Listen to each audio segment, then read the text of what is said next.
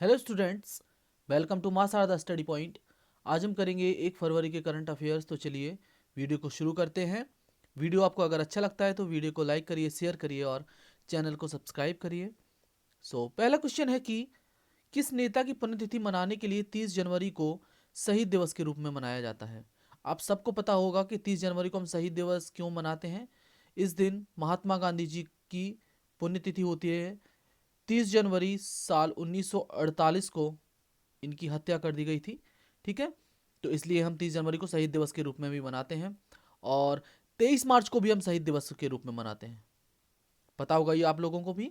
23 मार्च को भी हम शहीद दिवस के रूप में मनाते हैं क्योंकि इस दिन भगत सिंह, राजगुरु और सुखदेव को फांसी दी गई थी।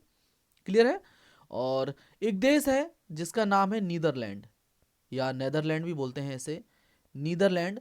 तो इसने अपने यहाँ एक प्रोग्राम चलाया है अपने स्कूलों में जिसका नाम है follow the Mahatma campaign. Follow the Mahatma. और आप सब लोग जानते हो महात्मा किसको बोलते हैं, महात्मा गांधी जी को। तो ये अपने सभी स्कूलों में बच्चों को महात्मा गांधी जी के बारे में पढ़ा रहे हैं ताकि उनकी टीचिंग्स वो सीख सकें। ठीक है, तो नेदरलैंड चला रहा है फॉलो द महात्मा कैंपेन। और 30 जनवरी को एक दिवस और मनाया जाता है जिसे बोलते हैं राष्ट्रीय कुष्ठ रोग दिवस। राष्ट्रीय कुष्ठ रोग दिवस। कुष्ठ रोग बोलते हैं लेप्रेसी को, लेप्रेसी। ठीक है, तो अगर आपसे पूछे कि राष्ट्रीय कुष्ठ रोग दिवस कब मनाया जाता है तो यह मनाया जाता है 30 जनवरी को प्रत्येक वर्ष। लेकिन लेकिन अगर आपसे पूछे वर्ल्ड लेप्रेसी डे कब मनाते हैं, वर्ल्ड लेप्रेसी डे यानी कि विश्व कुष्ठ रोग दिवस यह मनाया जाता है जनवरी जो होती है उसके आखिरी रविवार को, आखिरी संडे को मनाया जाता है जनवरी के। और इस बार आखिरी संडे पड़ा था 31 जनवरी को। अगर आपसे पूछे कि वर्ल्ड लेप्रेसी डे कब मनाया गया तो 31 जनवरी को, और राष्ट्रीय लेप्रेसी डे कब मनाया जाता है तो 30 जनवरी को। तो क्वेश्चन देख के मार्क करना, गलती ना होने पाए। ठीक है। भारतीय विज्ञापन मानक परिषद ने आपत्तिजनक विज्ञापनों के बारे में जागरूकता पैदा करने के लिए कौन सा अभियान शुरू किया है। आपत्तिजनक विज्ञापनों से इनका मतलब है जैसे जो विज्ञापन टीवी में दिखाए जाते हैं वो उन बातों पर खरा नहीं उतरते जो वो टीवी में दिखाते हैं। यानी कि जिस तरीके का प्रोडक्ट वो टीवी में दिखाते हैं कि इसमें ये सब चीज़ होगी और उसे यूज़ करने के बाद वो सब चीज़ें उसमें मिलती नहीं हैं।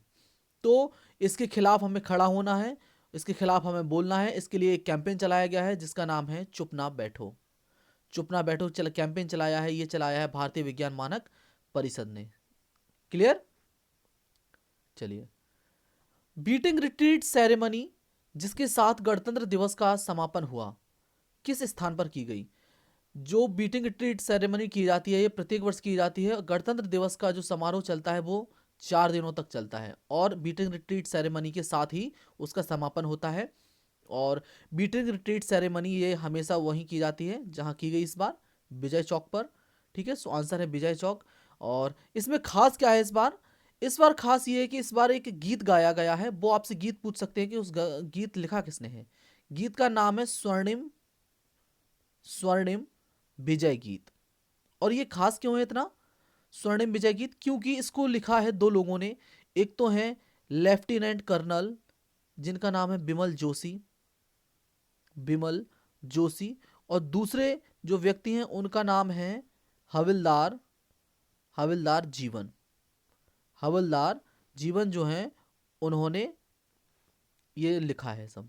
ठीक है, तो स्वर्णिम विजय गीत लिखा गया है इन दोनों लोगों के द्वारा। तो ये भी आपको याद रखना है कि बीटिंग रिट्रीट सेरेमनी में स्वर्णिम विजय गीत गाया गया है और ये विजय चौक पर होती है। प्रधानमंत्री मोदी ने 31 जनवरी 2021 को प्रबुद्ध भारत की कितनी वर्षगांठ के रूप में मनाया। प्रबुद्ध भारत एक पुस्तिका है जो पिछले 125 सालों से चलती आ रही है, यानी कि इसकी 125वीं वर्षगांठ थी। तो ये आपको याद रखना है। और इसमें क्या होता है, इसमें प्राचीन भारत के जो भी ज्ञान के संदेश हैं वो लोगों तक पहुंचाए जाते हैं। ठीक है, प्रबुद्ध भारत एक पत्रिका के द्वारा। तो ये आपको याद रखना है, 125वीं इसकी वर्षगांठ थी 31 जनवरी को। भारत में कितने राज्यों में स्टार्स परियोजना के लिए विश्व बैंक से $500 मिलियन का समझौता किया गया है। $500 मिलियन, या फिर आप इन्हें 50 करोड़ डॉलर भी बोल सकते हो। ठीक है, तो ये 6 जो वो है राज्य उनके लिए किया गया है। सो आंसर है 6 राज्यों के लिए किया गया है स्टार्स परियोजना के लिए। और क्या है ये स्टार्स परियोजना, मैं बता देता हूं। स्टार्स कहते हैं strengthening teacher learning and results for states program. Strengthening teacher learning and results for states program ये कहते हैं। और ये योजना क्या है, इसमें टीचरों की जो स्ट्रेंथ बढ़ाई जाएगी, ठीक है। तो ये 6 राज्यों में चल रही है। ये 6 राज्य कौन कौन से हैं? ये 6 राज्य हैं हिमाचल प्रदेश, राजस्थान, उड़ीसा, महाराष्ट्र, मध्य प्रदेश और केरला। हिमाचल प्रदेश, राजस्थान, उड़ीसा, महाराष्ट्र, मध्य प्रदेश और केरला, इन 6 राज्यों में चलाई जा रही है। और ये जो लोन दिया गया है वो वर्ल्ड बैंक के द्वारा दिया गया है, जैसा लिखा है उसमें। वर्ल्ड बैंक के जो प्रेसिडेंट हैं, महानिदेशक हैं, वो कौन है? इनका नाम है डेविड मालपास। डेविड मालपास इसके प्रेसिडेंट है, तो ये आपको याद रखना है। और डेविड मालपास तो प्रेसिडेंट है, लेकिन अगर आपसे पूछे कि उपाध्यक्ष कौन है वर्ल्ड बैंक की, तो उपाध्यक्ष है, इनका नाम है कारमेन रेनहार्ट। कारमेन रेनहार्ट इसकी उपाध्यक्ष हैं। और यही वर्ल्ड बैंक की कौन है? मुख्य अर्थशास्त्री भी हैं। मुख्य अर्थशास्त्री भी हैं वर्ल्ड बैंक की, तो ये भी आपको याद रखना है। कारमेन रेनहार्ट उपाध्यक्ष हैं और मुख्य अर्थशास्त्री भी हैं। अच्छा, वर्ल्ड बैंक की बात हुई है तो 2 लोगों का नाम और आपको याद रखना होगा। एक तो कार्यकारी निदेशक वर्ल्ड बैंक के कौन है? तो कार्यकारी निदेशक है, इनका नाम है राजेश खुल्लर। राजेश खुल्लर। और इनके जो सलाहकार है राजेश खुल्लर के, ठीक है, यानी कि कार्यकारी निदेशक के जो सलाहकार है उनका नाम है राजीव टोपनो। तो ये भारतीय व्यक्ति हैं, इन लोगों के नाम भी आपको याद रखने होंगे। क्लियर? और एक बात और वर्ल्ड बैंक के बारे में कि वर्ल्ड बैंक प्रत्येक वर्ष एक रिपोर्ट जारी करता है। इस रिपोर्ट को बोलते हैं ग्लोबल बहुत ध्यान से समझना इसको आप, global economic prospects. Global economic prospects, ये जो रिपोर्ट है ये हर वर्ष वर्ल्ड बैंक के द्वारा जारी की जाती है। क्लियर है? गणतंत्र दिवस परेड में केंद्रीय बलों और अन्य सहायक बलों में से किस टुकड़ी को सर्वश्रेष्ठ टुकड़ी सम्मानित किया गया है? सर्वश्रेष्ठ टुकड़ी से सम्मानित किया गया है दिल्ली पुलिस को।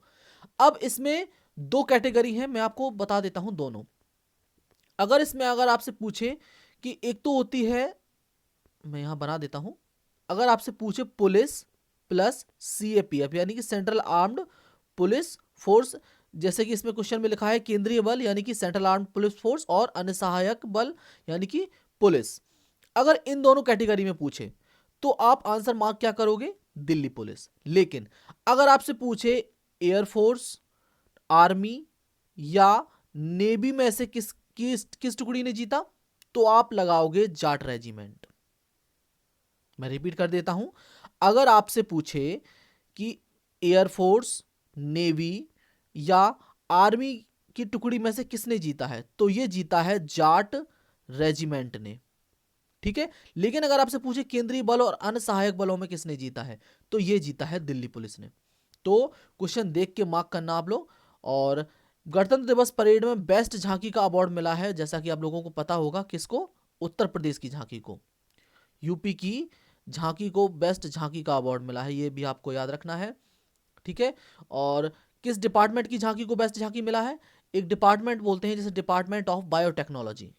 डिपार्टमेंट ऑफ बायोटेक्नोलॉजी को भी बेस्ट झांकी का अवार्ड मिला है, यह भी आपको याद रखना है। वैज्ञानिकों ने अंटार्कटिका में किस खनिज का पता लगाया है? ये जो खनिज है ये पृथ्वी पर तो बहुत ही दुर्लभ मिलता है, लेकिन मंगल ग्रह पर काफी पाया जाता है। मंगल ग्रह पर, और मंगल ग्रह को रेड प्लेनेट भी बोलते हैं हम लोग, रेड प्लेनेट। ठीक है, तो इस खनिज का नाम है जेरोसाइट। जेरोसाइट ये अंटार्कटिका में खोजा है वैज्ञानिकों ने, तो इनको आपको याद रखना है।